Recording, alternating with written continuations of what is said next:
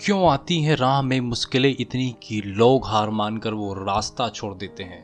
और जब चला है कोई दृढ़ निश्चय करके उस राह में, तो मुश्किलें कहती हैं अब हम राह छोड़ देते हैं। Hey guys, my name is Anu and I welcome to Royal अनु।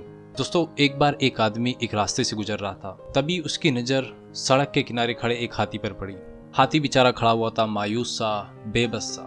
अब आदमी ने उसकी मासूमियत को देखा, मन ही मन सोचा क्यों ना इस हाथी के पास जाया जाए और देखा जाए क्यों बेबस और मायूस खड़ा है। अब वह आदमी उस हाथी के पास गया। वह बड़ा ही अचंभित हुआ।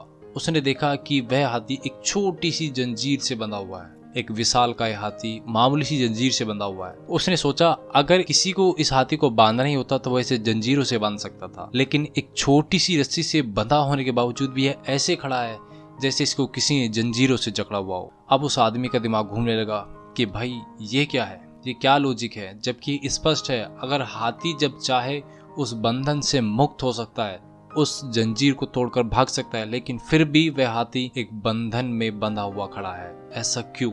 उस व्यक्ति के मन में उत्सुकता हुई कि उस सवाल का जवाब इस हाथी के मालिक के पास मिलेगा। वह उसके मालिक के पास गया।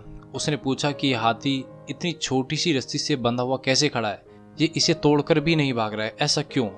हाथी के मालिक ने बोला कि भाई ये जो हाथी है एक छोटी सी रस्सी से बंधा है और फिर भी ये शांति से खड़ा है, भाग नहीं पा रहा है। इसका एक बहुत बड़ा रीजन है। तो वह आदमी बोला ठीक है भाई, बताइए मुझे क्या रीजन है ऐसा, मैं जानना चाहता हूँ ये हाथी भाग क्यों नहीं रहा है इस छोटी सी रस्सी को तोड़कर। तो हाथी का मालिक बोला भाई साहब, जब ये हाथी पैदा हुआ था ना, तो मैंने इसे एक रस्सी से बांध दिया था जिससे ज्यादा उछल कूद ना मचाए और कहीं भाग न जाए। लेकिन तब ये छोटा था, तब इसमें इतनी शक्ति नहीं थी कि यह उस रस्सी को तोड़ पाए। उस समय ये पूरी कोशिश करता उस रस्सी को बार बार तोड़ने की।